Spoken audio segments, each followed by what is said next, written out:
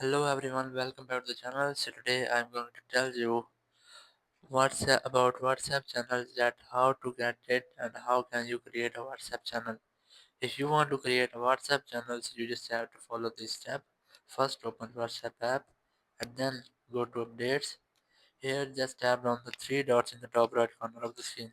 Just tap on them and then tap on create channel. Here you just have to tap on continue, and after that here you just have to enter your channel name.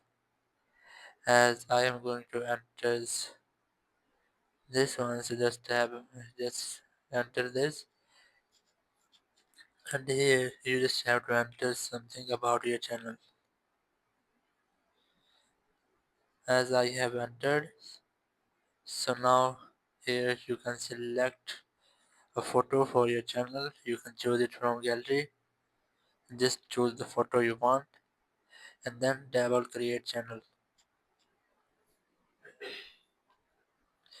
And here you can see I have successfully created a channel of myself.